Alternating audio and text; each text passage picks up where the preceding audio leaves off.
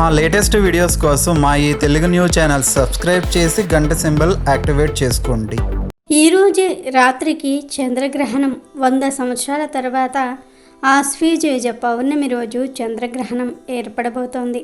అయితే ఈరోజు ఏం చేసినా చేయకపోయినా రాత్రి 1 గంట లోపు అంటే గ్రహణం స్టార్ట్ అయ్యేలోపు ఈ వీడియో చూస్తే చాలు, ఈ కథలు వింటే చాలు, ఒక్క నిమిషంలో దోషాలు పాపాలు అన్నీ పోతాయి. మీకు ఉన్న కష్టాలన్నీ కూడా పోయి కుబేరులవ్వటం ఖాయం. ఈరోజు గ్రహణం స్టార్ట్ అయ్యేలోపు ఈ వీడియో చూస్తే జన్మజన్మల పాపాలు పోయి కోటి జన్మల పుణ్యం వస్తుంది. పట్టిందల్లా బంగారం అవుతుంది. విపరీత రాజయోగం పడుతుంది. మీకు అన్ని శుభాలే జరుగుతాయి. ఇది రాహుగ్రస్త పాక్షిక చంద్రగ్రహణం. ఈ గ్రహణం అశ్విని నక్షత్రం మేషరాశిలో సంభవించబోతోంది. కాబట్టి మేషరాశి వారెవ్వరూ కూడా ఈ గ్రహణాన్ని చూడకూడదు. అంటే అశ్విని నక్షత్రం 4 పాదాలు, భరణి నక్షత్రం 4 పాదాలు వారు, కృతికా నక్షత్రము 1వ పాదం వారు ఈ చంద్రగ్రహణాన్ని చూడకూడదు. ఈ చంద్రగ్రహణం ఇండియాలో అక్టోబర్ 28వ తేదీ రాత్రి సమయంలో ఏర్పడుతుంది. అంటే 29వ తేదీన ఉదయం సమయంలో ఏర్పడుతుంది. 29వ తేదీన ఉదయము 1 గంట 5 నిమిషాలకు ఈ గ్రహణం ప్రారంభమవుతుంది. 2 గంటల 22 నిమిషాలకు ముగుస్తుంది. అంటే స్పర్శకాలం వచ్చేసి 29వ తేదీన ఉదయము 1 గంట 5 నిమిషాలకు, మధ్యకాలం వచ్చేసి రాత్రి 1 గంట 44 నిమిషాలకు, మోక్షకాలం వచ్చేసి రాత్రి 2 గంటల 22 నిమిషాలకు. ఈ గ్రహణం యొక్క ప్రభావం 28వ తేదీ రాత్రి 11 గంటల 31 నిమిషాల నుండి 29వ తేదీ ఉదయం 3 గంటల 56 నిమిషాల వరకు తీవ్రంగా ఉంటుంది. ఈ గ్రహణం యొక్క అత్యంత పుణ్యకాలం 1 గంట 15 నిమిషాలు. అంటే ఈ గ్రహణం మొత్తం 1 గంట 15 నిమిషాల పాటు ఉంటుంది. ఇవి గ్రహణ సమయాలు. గ్రహణ సమయంలో అందరూ కూడా ఇంటి మీద, ఆహార పదార్థాల మీద, పూజ గదిలో వెబ్బలను చూసుకోండి. అలా వేసుకోవటం వలన ఎటువంటి గ్రహణ దోషాలు పడవు, గ్రహణ విషకిరణాలు తాకవు. అలాగే గ్రహణం ముగిసిన తర్వాత ఇంటి మొత్తాన్ని శుద్ధి చేసుకొని పవిత్ర స్నానం చేయండి. అంటే ఈ గ్రహణం అర్ధరాత్రి సమయంలో ఏర్పడుతుంది కాబట్టి మరునాడు ఉదయాన్నే ఇంటిని శుద్ధి చేసుకుంటే సరిపోతుంది. గ్రహణం తర్వాత ఇంటిని శుద్ధి చేసుకోవటంతో పాటు ఇంటి ముందు కట్టిన గుమ్మడి కాయలను, పటికను, కలబంద మొక్కను ఇలా దిష్టి కోసం కట్టిన వాటన్నిటిని కూడా మార్చుకోవాలి. ఎందుకంటే గ్రహణం వలన ఇవన్నీ వాటి శక్తిని కోల్పోతాయి. కనుక గ్రహణం తర్వాత దిష్టి కోసం కట్టిన వాటన్నిటినీ కూడా తీసేసి కొత్తవి మార్చుకోవాలి. పూజ గదిని కూడా శుద్ధి చేసుకోవాలి. పూజ గదిలోని విగ్రహాలకు, యంత్రాలకు పులికాపు పెట్టుకోవాలి. పూజ గదిలో పసుపు నీళ్లు చల్లి ఫోటోలను కూడా తుడుచుకోవాలి. ఇంటిని కూడా నీటితో కడిగి లేదా తడిబట్ట పెట్టి శుభ్రం చేసుకోవాలి. ఇలా ఇల్లంతా శుద్ధి చేసుకున్నాక మీరు కూడా స్నానం చేసి దీపారాధన చేసుకోవాలి. ఇక ఈ చంద్రగ్రహణం రోజు గ్రహణం పట్టే సమయానికి 5 గంటల ముందే అంటే 28వ తేదీ రాత్రి 8 లోపే భోజనం చేసేయాలి. గ్రహణం పట్టే సమయానికి మీరు తిన్న ఆహారం జీర్ణమైపోయి ఉండాలి. గ్రహణ సమయానికి కడుపులో ఏ ఆహార పదార్థము ఉండకూడదు. అలా ఉంటేనే ఏ ఆరోగ్య సమస్యలు రాకుండా ఉంటాయి. ఆశ్వీజ పౌర్ణమితో కలిసి వస్తున్న ఈ చంద్రగ్రహణం రోజు ఎవరైనా సరే తప్పనిసరిగా గ్రహణ నియమాలు పాటించాలి. ఎందుకంటే పూర్వం మన మహర్షులు గ్రహణ సమయంలో ఉండే దోషాలను గ్రహించి సమస్త మానవాళి మేలు కోరి గ్రహణ నియమాలను ఏర్పరిచారు. వారు సూచించిన విధంగా పూర్వం నుండి గ్రహణాల సమయంలో మన పెద్దలు నియమాలను పాటిస్తూ వస్తూ ఉన్నారు. చంద్రగ్రహణ సమయంలో వెలువడే విషవాయువుల వలన ఆహార పదార్థాలు విషంగా మారుతాయని, గ్రహణ సమయంలో ఆహారం తీసుకోవటం కానీ, పొట్టలో ఉండటం కానీ మంచిది కాదని మన మహర్షులు మానవాళికి తెలియజేశారు. అందుకే ఈ చంద్రగ్రహణం మొదలవ్వడానికి 6 గంటల ముందు, 6 గంటల తర్వాత భోజనం చేయకూడదని పెద్దలు చెప్తూ ఉన్నారు. ముఖ్యంగా చేయాల్సింది ఏమిటి అంటే గ్రహణ సమయానికల్లా పొట్టలో ఆహారం లేకుండా చూసుకోవాలి. ఈ నియమాలన్నీ కాదని ఎవరైనా ఆహారం తింటే వారికి భవిష్యత్తులో ఆరోగ్య సమస్యలు మరియు జీర్ణకోశ వ్యాధులు వస్తాయి. అంతేకాదు గ్రహణ సమయంలో భోజనం చేసేవారు నరకానికి పోతారని, ఆ మహర్షులే మానవాళికి తెలియజేశారు. కనుక గ్రహణ సమయంలో ఎవ్వరూ ఆహారం తినవద్దు. అలాగే గ్రహణ సమయంలో మిగిలిన ఆహార పదార్థాలపై మరియు పచ్చళ్ళు, కూరగాయలపై దర్భలు కానీ తులసి ఆకులు కానీ ఉంచాలి. అదేవిధంగా గ్రహణ సమయంలో ఇంటిపై దర్భలను వేసుకోవటం వలన గ్రహణ సమయంలో వెలువడే విషవాయువుల ప్రభావం మన ఇంటిపై తగ్గుతుంది. ఎందుకంటే దర్భకు వికరణ శక్తిని నిశక్తిగా చేసే గుణం ఉంది. ఇది దర్భకు ప్రకృతి ఇచ్చిన వరం. దర్భలను ఆయా వస్తువులపై ఉంచటం వలన గ్రహణ సమయంలో వెలువడే కిరణాలను తిప్పి కొడుతుంది. ఇది వైజ్ఞానికులు పరిశోధించి తేల్చిన విషయం. చంద్రగ్రహణ సమయంలో ప్రకృతిలో కొన్ని మార్పులు సంభవిస్తాయి. కొన్ని విషవాయువులు జనిస్తాయి. ఆ విషవాయువులు భూమిపై ఉండే సమస్త మానవాళిపై ప్రభావాన్ని చూపిస్తాయి. ఈ భూమిపై ఉన్న మానవులపైన, జంతువులపైన విచిత్ర పరిణామాన్ని ప్రసరింపచేస్తాయి. దాని వలన అనేక దుష్ఫలితాలు కలుగుతాయి. అందుకే ఈరోజు వండిన ఆహార పదార్థాలు విషంగా మారుతాయి. గ్రహణ సమయంలో మీ పొట్టలో ఆహారం ఉంటే అది కూడా విషంగా మారుతుంది. అందుకే ఆ మహర్షులు గ్రహణ సమయంలో ఏమీ తినకుండా కడుపును ఖాళీగా ఉంచుకొని దైవనామ స్మరణ చేయాలని సూచించారు. ఈ గ్రహణం అర్ధరాత్రి ఏర్పడుతున్నప్పటికీ కూడా మెలకువగా ఉండి దైవనామ స్మరణ చేస్తే మంచి శుభ ఫలితాలు కలుగుతాయి. ఈ సమయంలో చేసే జపాలు, పారాయణలు మంచి శక్తిని పుంజుకుంటాయి. ఇక గర్భిణీ స్త్రీల విషయానికి వస్తే చంద్రగ్రహణ సమయంలో జంతువులలో, వృక్షాలలో, పక్షులలో ఎదుగుదలలో మార్పులు వస్తాయి. గ్రహణ సమయంలో వాటి ఎదుగుదలలో ఫ్లక్చుయేషన్స్ వస్తాయి. క్రమ పద్ధతిలో కాకుండా ఎక్కువగా కానీ తక్కువగా కానీ మామూలు కంటే భిన్నంగా ఉంటుంది. ఇలాంటి ఎదుగుదలకు సంబంధించిన తేడా ఉండటం వలన గర్భవతులు గ్రహణ సమయంలో కదలకుండా పడుకొని ఉండాలని పెద్దలు చెప్పారు. కాదని గ్రహణ సమయంలో గర్భవతులు బయట తిరిగితే గర్భంలోని శిశువు పెరుగుదలలో తేడాలు వస్తాయి. గ్రహణం మొర్రి వస్తుంది అంటే పెదిమ సరిగ్గా లేకపోవటము, చెవి సరిగ్గా లేకపోవటము, చెవులు లేకుండా పుట్టటము ఇలాంటివి జరుగుతూ ఉంటాయి. రేర్ కేసులలో మాడు కూడా కలవకుండా విడివిడిగా ఉండి పిల్లలు పుడతారు. గ్రహణ సమయంలో గర్భవతిగా ఉన్న స్త్రీ తగు జాగ్రత్తలు పాటించని సమయంలో ఇలా జరుగుతుంది. రిస్క్ తీసుకోవడం ఎందుకులే అని కొంతమంది నమ్మినా నమ్మకపోయినా ఈ నియమాలు పాటిస్తారు. గర్భిణీలు మాత్రం ఖచ్చితంగా నియమాలు పాటించాల్సిందే. చంద్రుడు నీటిపై ఆధిపత్యం కలిగి ఉంటాడు. అందుకే చంద్రగ్రహణ సమయంలో సముద్రంలో ఆటుపోట్లు ఏర్పడతాయి. ఆ క్రమంలోనే మన శరీరంలోని నీటి ప్రవాహంలో కూడా ఆటుపోట్లు వస్తాయి. మామూలు మనుషులు గమనించలేరు కానీ గర్భవతులకు ఆ తేడా తెలుస్తుంది. ఎందుకంటే లోపల ఉమ్మనీటిలో పిండం అనేది ఉంటుంది. ఆ ఉమ్మనీటిలో ఏదైనా తేడా వస్తే శిశువుకి ఇబ్బంది కదా. ఈ విషయాలన్నీ తెలిసిన మన మహర్షులు గ్రహణ సమయంలో గర్భవతులను కదలకుండా ఉండమని చెప్పారు. ఎందుకంటే గర్భంలో ఉన్న పిండం మీద ఈ గ్రహణ ప్రభావం పడుతుంది. కాబట్టి గ్రహణ సమయంలో గర్భవతులు బయట తిరగకుండా ఇంట్లోనే ఒక చోట కూర్చొని లేదా పడుకొని ఉండాలి.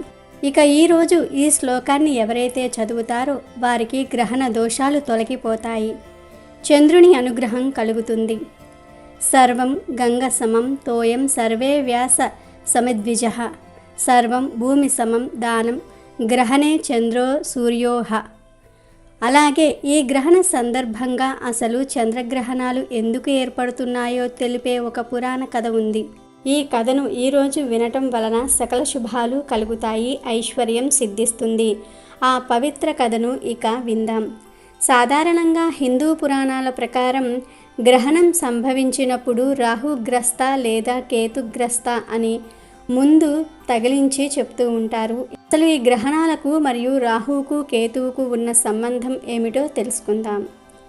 పూర్వకాలమందు దేవతలు, రాక్షసులు క్షీరసాగరమును మదించి అమృతమును పొందవలెనని అభిప్రాయమునకు వచ్చిరి. మందర పర్వతమును కవ్వముగాను, వాసుకి అను సర్పమును త్రాడుగా చేసుకొని క్షీరసాగరాన్ని మదించసాగారు. తలవైపు రాక్షసులు, తోకవైపు దేవతలు ఉండి మదించుచూ ఉండగా మొదట లక్ష్మీదేవి పుట్టినది. విష్ణుమూర్తి లక్ష్మీదేవిని భార్యగా స్వీకరించాడు. పిమ్మట ఉచ్చేశ్రవము అనే గుర్రము, కామధేనువు, కల్పవృక్షము ఉద్భవించాయి. వాటిని విష్ణుమూర్తి ఆదేశంపై దేవేంద్రుడు భద్రపరిచాడు. మరలా పాలసముద్రమును మదించగా లోక భీంకరమైన ఘన తేజస్సుతో నొప్పారు అగ్నితుల్యమైన ఆలాహలము పుట్టినది. ఆ ఆలాహల విషజ్వాలలకు సమస్త లోకములు నాశనమవ్వసాగాయి. దేవతలు, రాక్షసులు భయపడి పారిపోసాగారు. సర్వులు సర్వేశ్వరుని శరణుజొచ్చారు. భోళాశంకరుడగు సాంబశివుడు వారిని కరుణించి వెంటనే ఆ కాలకూట విషాన్ని తన కంఠమునందు బంధించాడు. కాలకూట విషమును పానము చేసినందువలనే శివుని కంఠము నీలంగా మారింది. అందుకే శివునికి నాటి నుండి నీలకంఠుడు అని పేరు వచ్చినది. మరల దేవదానవులు అమృతం కోసం పాలసముద్రాన్ని మదించగా అమృతం పుట్టింది. ఆ అమృతం కొరకు వారి ఇరువురు తగువులాడుకోసాగిరి. అంతట శ్రీ మహావిష్ణువు మాయామోహిని అవతారము ఎత్తి వారి తగువును పరిష్కరింపదలచాడు. మాయామోహిని అందచందాలలో మేటి. ఆమె అందమునకు సరితూగు స్త్రీలు ఎవ్వరూ లేరు. జగన్మోహిని అయిన ఆమె అతిలోక సౌందర్యవతి. తన మాయ మోహన రూపంతో అందరినీ ఆకర్షించగల అద్భుత సౌందర్య రాశి. ఆమె వారిరువురి మధ్యకు వచ్చి అమృతాన్ని ఇరువురికి సమానముగా పంచెదెను. ఎవ్వరికీ తెగని తగువులాట. మీరందరూ ఒక వరుస క్రమంలో నిలబడితే అందరికీ అమృతాన్ని పంచుతాను, మీకు ఇష్టమేనా అన్నది. దేవదానవులు అంగీకరించారు. ఆమె అద్భుత సౌందర్యమునకు పరవశించి రాక్షసులు కూడా మారు మాట్లాడకుండా దేవతలందరూ ఒక వరుసలోనూ రాక్షసులందరూ మరొక వరుసలోనూ నిలబడిరి.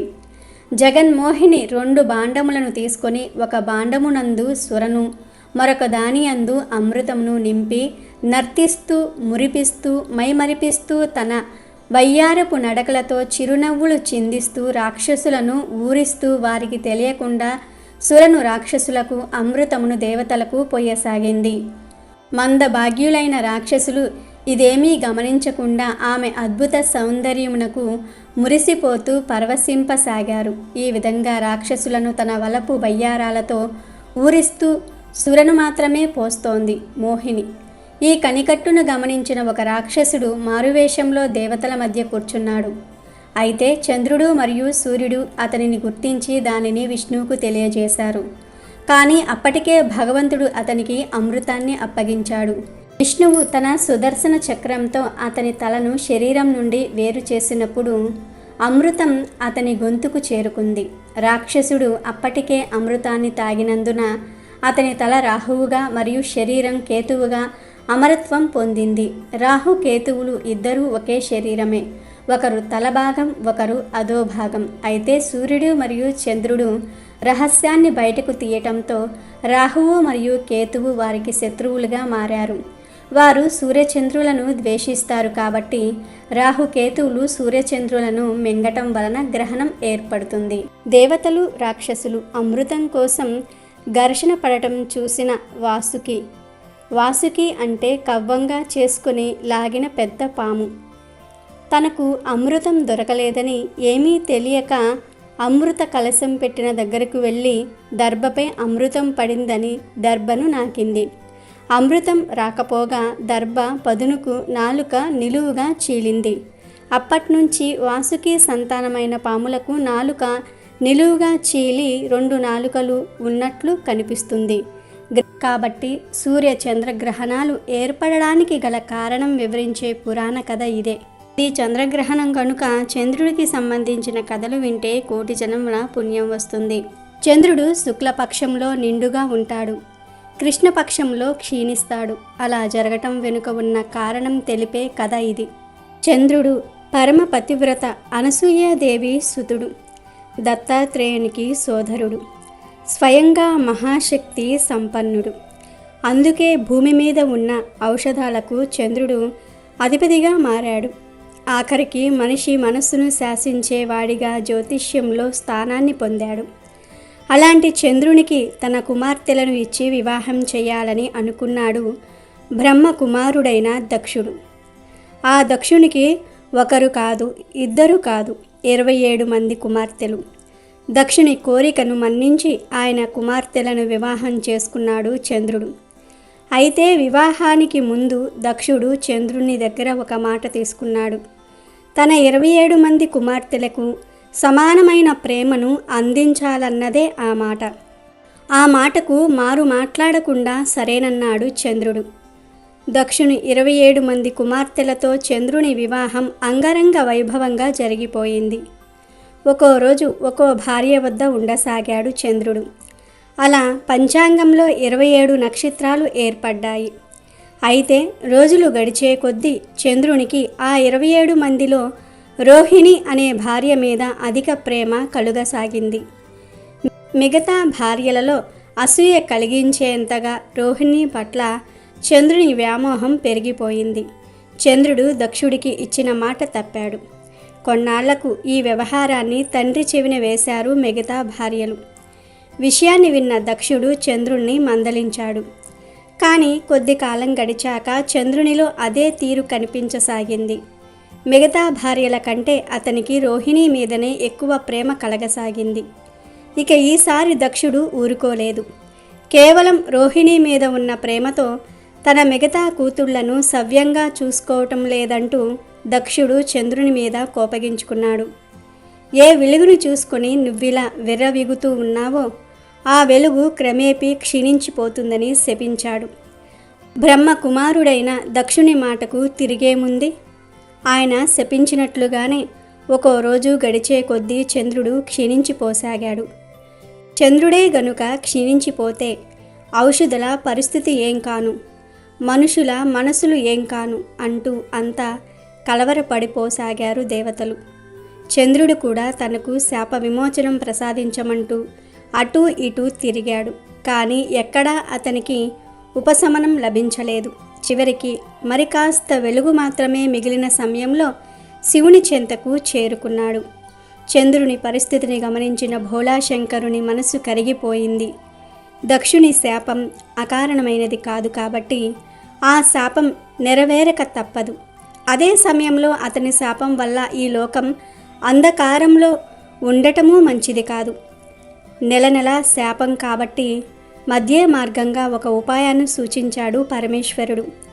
దక్షుని శాపం కారణంగా చంద్రుడు ఒక పక్షం పాటు క్షీణించక తప్పదని, అయితే లోక కళ్యాణార్థం మరుసటి పక్షం వెలుగును సంతరించుకుంటూ ఉండేలాగా వరం ఇచ్చాడు శివుడు.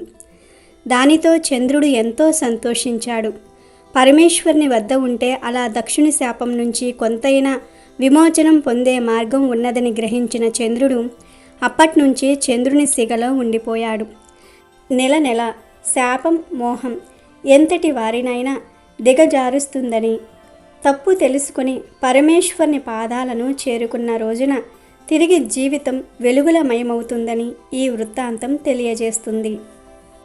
పరమేశ్వరుని పతిగా పొందిన సతి అన్యోన్య అనురాగాలతో పరమశివుణ్ణి సేవించేది. సతి తండ్రి అయిన దక్షుడు ఒకానొక కాలంలో అహంకారానికి వశమైనాడు. శివ దూషణ చేయడానికి వశుడయ్యాడు. ఆ క్రమంలోనే తాను తలపెట్టిన యజ్ఞానికి శివుణ్ణి పిలవకూడదని నిర్ణయించుకున్నాడు. తన పుత్రికపై కూడా మమకారాన్ని వదిలివేసుకుని శివునికి ఆహ్వానం అందించకుండానే యజ్ఞాన్ని తలపెట్టాడు. సర్వలోకాలు దక్ష యజ్ఞం గురించి మాట్లాడుకుంటూ ఉన్నా తమకు ఆహ్వానం ఇంకా పంపలేదని సతి వాపోయింది. చివరకు యజ్ఞ సమయం దాకా చూసి తన తండ్రే కదా, పిలవకపోయినా పర్వాలేదు, వెళ్ళి ఆ యజ్ఞ సంభరాన్ని చూసి వస్తానని తన పతితో చెప్పింది. పిలవని పేరంటం తగదు అని ఆది భిక్షువు చెప్పాడు. కానీ పతి మాట వినక సతి దక్ష యజ్ఞానికి వెళ్ళింది. అక్కడ తనకు చోటు లేదని శివుడు వారుస్తూ ఉన్నా వినకుండా శివుని భార్య సతీదేవి ఆ యజ్ఞానికి వెళ్ళింది. సతీదేవి తన కుమార్తె అన్న ఆలోచన కూడా లేకుండా దక్షుడు ఆమెను అవమానించాడు. ఆ అవమానాన్ని తట్టుకోలేని సతీదేవి తనను తాను దహించి వేసుకుంది. సతీదేవి మరణం గురించి విన్న శివుడు చాలా కోపానికి గురి అయ్యాడు. తన వెంట్రుకతో వీరభద్రుణ్ణి సృష్టించాడు. ప్రథమ గణాలతో పాటుగా ఆ వీరభద్రుడు దక్షుని మీదకు దాడి చేశాడు. అక్కడ యజ్ఞానికి వచ్చిన వారందరినీ కూడా చితకబాదాడు. శివగణాల చేతిలో చావు దెబ్బలు తిన్న వారిలో చంద్రుడు కూడా ఉన్నాడు. చంద్రుడు సాక్షాత్తు శివునికి తోడల్లుడు అయిన శివుణ్ణి అవమానించే కార్యక్రమంలో పాల్గొన్నందుకు తగిన శాస్తిని అనుభవించాడు. నిలువెల్లా గాయాలతో నిండిన చంద్రుడు వాటి బాధలకు తాళలేకపోయాడు. తనకు ఉపశమనం కలిగించమంటూ వెళ్ళి ఆ పరమేశ్వరుని వేడుకున్నాడు. చంద్రుని బాధను చూసిన భోలా శంకరుని మనసు కరిగిపోయింది గనుక తనకు అభిషేకం చేస్తే చంద్రుని ఆరోగ్యవంతుడు అవుతాడని అభయమిచ్చాడు. శివుని సూచన మేరకు శివునికి అభిషేకం చేసి తన బాధల నుంచి విముక్తి పొందాడు. సోముడు అంటే చంద్రుడు అన్న అర్థం ఉంది. ఆ చంద్రుణ్ణి ధరిస్తాడు కాబట్టి శివుణ్ణి కూడా సోమేశ్వరుడు అని పిలుస్తూ ఉంటారు. ఈరోజే ఆశ్వీజయుజ పౌర్ణమి. గ్రహణం ఆశ్వీజయుజ పౌర్ణమి రోజు ఏర్పడుతుంది. ఆశ్వీజయుజ పౌర్ణమినే శరత్ పౌర్ణమి అని అంటారు. ఇది అమ్మవారి ఆరాధనకు చాలా విశేషమైన రోజు. మామూలు ప్రజలు అమ్మవారి ఆరాధన దేవీ నవరాత్రులు 9 రోజులు చేస్తే, దేవీ ఉపాసకులు మాత్రం ఆశ్వీజయుజ శుద్ధ పాడ్యమి నుంచి పౌర్ణమి వరకు 15 రోజుల పాటు చేస్తారు. ఏడాదిలో ఈ ఆశ్వీజయుజ పౌర్ణమి నాడు మాత్రమే చంద్రుడు పూర్తి 16 కళలతో ప్రకాశిస్తాడు. అందువలన ఈ శరత్ పౌర్ణమి రోజున భూమి మీదికి ప్రసరించే చంద్రకిరణాలకు విశేషమైన శక్తి ఉంటుంది.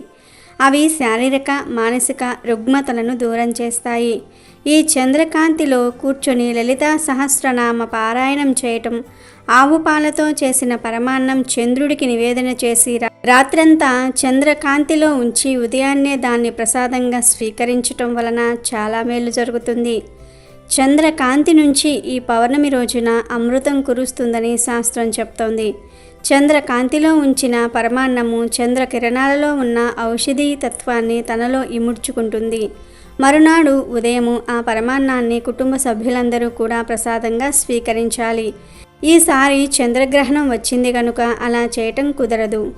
ఆశ్వీజయుజ పౌర్ణమికే కోజాగరి పౌర్ణమి అనే పేరు కూడా ఉంది. కోజాగరి పౌర్ణమి రోజున లక్ష్మీదేవిని పూజిస్తారు. కోజాగరి వ్రతం చేస్తారు. లక్ష్మీదేవికి ప్రియమైన వ్రతం ఈ కోజాగరి వ్రతం. సంపదలను సౌభాగ్యాలను ప్రసాదించే చల్లని తల్లిగా శ్రీలక్ష్మీదేవిని పూజిస్తాము. లక్ష్మీదేవికి అత్యంత ప్రియమైన మరియు దారిద్ర వినాశక వ్రతం కోజాగరి వ్రతం. ఒకసారి మహర్షులందరూ కలిసి వాలిఖ్యల మహర్షిని దారిద్ర్యం తొలగిపోయి లక్ష్మీదేవి ప్రసన్నం లభించే వ్రతాన్ని వివరించమని కోరగా ఆయన కోజాగరి వ్రతాన్ని వివరించినట్లుగా పురాణ విదితం. ఈసారి గ్రహణం కారణంగా కోజాగరి వ్రతం కూడా చేయకూడదు అని పండితులు చెప్తూ ఉన్నారు. పూర్వం మగధ దేశంలో వలితుడనే ఒక బ్రాహ్మణుడు నివసిస్తూ ఉండేవాడు. అతను గొప్ప పండితుడు, భక్తుడు. కానీ అతను కటిక పేదవాడు. ఆయన భార్య అయిన చండి పరమ గయ్యాలి. తనకు బంగారం పట్టు వస్త్రాలు కొని ఇవ్వలేదని వలితుడి మాటలను ధిక్కరించేది, వ్యతిరేకంగా ప్రవర్తించేది. వలితుడి స్నేహితుడైన గణేశ శర్మ వలితుడి బాధను చూసి, నీవు ఏ పని చేయించుకోవాలనుకుంటున్నావో దానికి వ్యతిరేకంగా పని చేయమని నీ భార్యకు చెప్పు. అప్పుడు ఆమె నీకు అనుకూలమైన విధంగా పనిచేస్తుంది. కాబట్టి నీ పని జరుగుతుంది అని సలహా ఇచ్చాడు. కొంతకాలానికి వలితుడి తండ్రి ఆబ్దికం వచ్చింది. స్నేహితుడు చెప్పినట్లుగా వలితుడు రేపు మా తండ్రి గారి ఆబ్దికం, అయినా నేను ఆబ్దికం పెట్టదలుచుకోలేదు అని భార్య చండితో అన్నాడు. భర్త మాటలు విన్న చండి దానికి వ్యతిరేకంగా మామగారి ఆబ్దికాన్ని వలితుడితో చేయించింది. అన్నీ సవ్యంగా జరుగుతున్నాయన్న సంతోషంలో వలితుడు భార్య చండితో పిండాలను తీసుకుని వెళ్ళి నదిలో పడేసి రమ్మన్నాడు. వెంటనే చండి పిండాలను ఊరిలోని కాలువలో పడేసి వచ్చింది. ఇది చూసిన వలితుడి మనస్సు విరక్తి చెందటంతో ఇల్లు వదిలి అరణ్యానికి వెళ్ళిపోయాడు. కొంతకాలం తరువాత ఆశ్వీజయుజ పౌర్ణమి వచ్చింది. సాయంకాలం అయ్యింది. 3 నాగ కన్యలు వచ్చి నదిలో స్నానం చేసి లక్ష్మీదేవిని పూజించారు. పాచికలు ఆడడానికి సిద్ధమయ్యి 4వ మనిషి లేకపోవటంతో ఎవరైనా ఉన్నారేమోనని చుట్టుప్రక్కల గాలించారు. వారికి వలితుడు కనిపించాడు. అప్పుడు ఆ నాగకన్యలు వలితుడిని పాచికలు ఆడమడానికి రమ్మని కోరారు. కానీ అది జూదం కాబట్టి తాను ఆడనని వారికి వివరించాడు వలితుడు. ఈరోజు పాచికలు ఆడటం నియమమని నాగకన్యలు వలితుడికి చెప్పి పాచికలాడడానికి ఒప్పించారు. లక్ష్మీ సమేతుడైన విష్ణువు భూలోకంలో ఎవరు మేలుకుని ఉన్నారో చూడడానికి రాగా వారికి ఈ ముగ్గురు నాగకన్యలు వలితుడు పాచికలాడుతూ కనిపించారు. దీనికి సంతోషించిన లక్ష్మీదేవి వారికి సర్వసంపదలను ప్రసాదిస్తుందని వాలిఖ్యల మహర్షి వివరించారు. కాబట్టి ఆశ్వేయుజ పౌర్ణమి రోజున లక్ష్మీదేవిని పూజించి ఆ రాత్రి జాగరణ చేస్తూ పాచికలాడే వారికి సర్వ సంపదలు చేకూరుతాయని పురాణాలు చెప్తూ ఉన్నాయి. ఈ పౌర్ణమి రోజు రాత్రి వేళల్లో లక్ష్మీదేవి ఆకాశ మార్గాన ప్రయాణిస్తూ తన వ్రతాన్ని ఆచరించిన భక్తులను అనుగ్రహిస్తూ వెళ్తుంది. అమ్మవారి కటాక్షం కారణంగా దారిద్ర్య బాధలు తొలగిపోతాయి, సిరి సంపదలు చేకూరతాయి. కాబట్టి ఈరోజు రాత్రి 1 గంటలోపు అంటే గ్రహణం స్టార్ట్ అయ్యేలోపు ఈ వీడియో చూస్తే చాలు, ఈ కథలు వింటే చాలు.